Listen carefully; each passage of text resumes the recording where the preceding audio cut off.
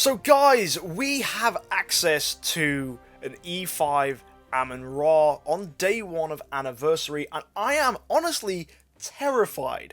I'm on a VIP 13 account which belongs to Dacre, who you guys will probably recognise from my stream. He's the top guy on our server, and he's kindly allowed me to access his account to show you what E5 Amon-Ra looks like. His current team is terrifying. It's E5 Dark Arthandol, Aspen, Amon-Ra, Ada, and another Ada as well, and an E3 Belrain there too. And I'm just looking at his heroes. Just look at this, guys. He's got so many. Just bask in this for a moment, right? And behind my webcam, there's actually an E3 Valentino as well.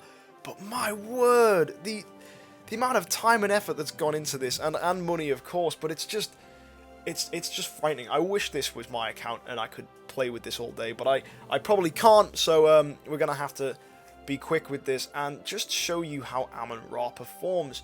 So this current build has built how I think you should build it, guys, if you're curious. It's built her with 100 speed and 23% HP. So basically it's the max speed build. She's got the speed stone, and but I'm not sure about giving her wildfire torch. I don't know how I feel about that. So I'm going to take the demon bell off of Dacre's Belrain and give it to our good friend Amon-Ra.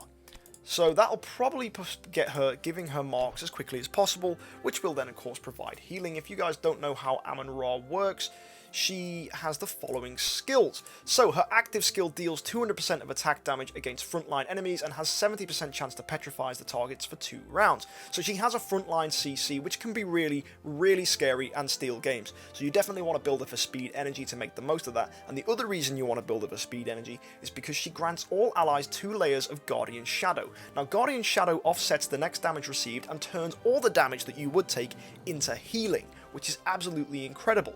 And also she says each layer can only offset damage once, of course, and it excludes monster damage. But the great thing is she gives 2, so it makes you immune to 2 lots of damage coming in, which is terrifyingly strong. Secondly, she has Aura of Despair, which increases her HP, attack, damage reduction, and very interestingly means that all CCs are reduced in duration by 1 round. So anything that would be 2 rounds ends at the end of the round, and I assume, I haven't checked, but I'm pretty sure it works like this. Dark Arthandol's CC doesn't actually work because it would go from 1 round to 0 rounds, so wouldn't hit. So it makes her partially immune to CC, which is also fantastic. Terrible Feast is another one of her passes, which say, whenever an ally releases skills, that basically whenever they use their active skill, Amon-Ra deals extra damage, and she deals this damage 3 times against a random enemy, scaling against 200% of her attack, which is very nice, and it's a good passive damage that can go off. Her next passive, guys, is Healing Charm, and this puts 2 random curses on the enemy. And the way this works is instead of being healed, they instead take all that heal as damage, which is really awesome, but of course this excludes the effect of being healed by a monster. But what this means is that Ormus's safety marks can actually wipe opponents to the ground, and by accident. Basically he goes from being a healer to a killer. So yeah, Amon-Ra can work really well in this regard, and it's great to see her in action. Although I do think she's best built for speed energy, but I can understand why some people would want to take advantage of this basic attack.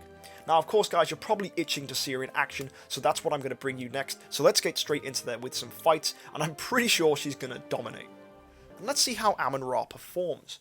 So I'm expecting with her energy, she'll give those marks off immediately. So there's Ada attacking Ada, and now it's his Ada, and then the Oberons are actually quicker, and there's Amon-Ra hitting the front line, not managing to petrify, but adding the shields to our team, which means they're going to heal up. And that means Dark Arthandol's able to go off, which is really nice. And she still has a shield around her as well. There we go, Dark Arthandol is dead, crippling the opposing team, but those shields definitely keeping us alive. Amon-Ra is still going, and we still have shields on all our team. So Amon-Ra, I don't even think has used her basic attack at this point. So, will we see it in action? Hopefully. But I'm really confused now. That Ada's shield is up and it's just broken, so it must have been bugged.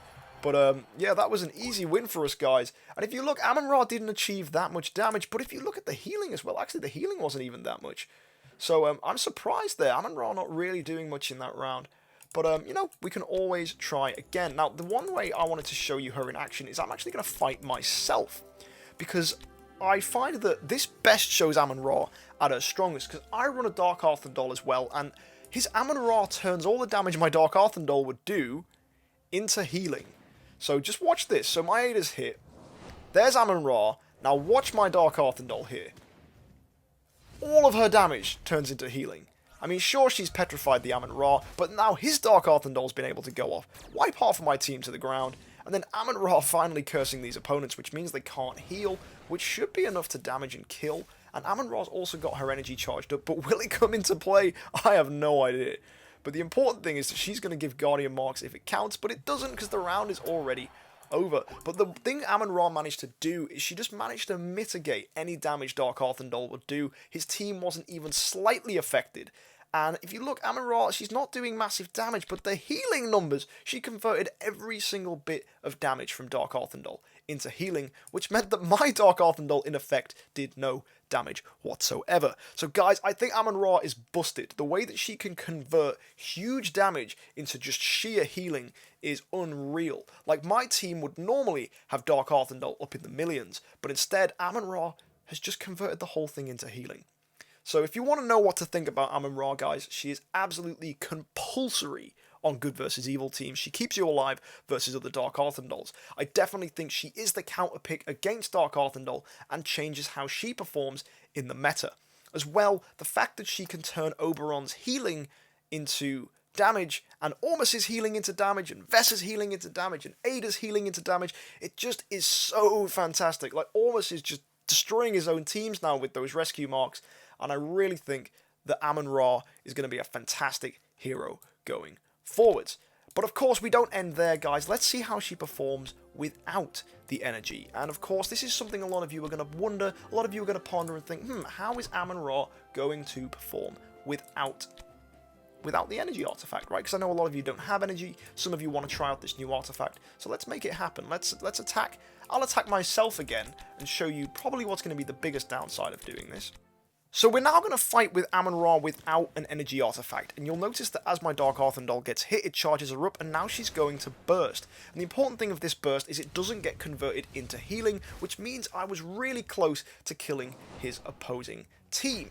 Now, Dacre does have a fantastic team. They're all mostly E5, so there is no way I'm going to win, but you have to realise that the fact that Amon-Ra couldn't convert that into healing is huge. Like, my Dark Arthandal could have probably killed if I had an E5 Mim or something just to help finish off. So it's definitely important to realise that, in my opinion, I think Energy Artifact is going to be the best on Amon-Ra just to protect against huge burst damage. You can curse teams later when they actually do want to heal up, when they've already taken damage in round 2 with Amon-Ra's basic attack, which is probably the better way to go, because mitigating healing in round 1 isn't going to really do much. Ormus's rescue marks will trigger probably in round 2, round 3, so having Amon-Ra hitting them with the curse is a good way to go. And also you have to remember, Amon-Ra, she is going to be quick. You're going to build her for speed, which is probably the only way to go with her. So definitely speed, HP, energy is what I believe is the way to go. She has good CC, she gives great rescue marks to your team that can mitigate all damage completely, and of course she can convert other heroes' healing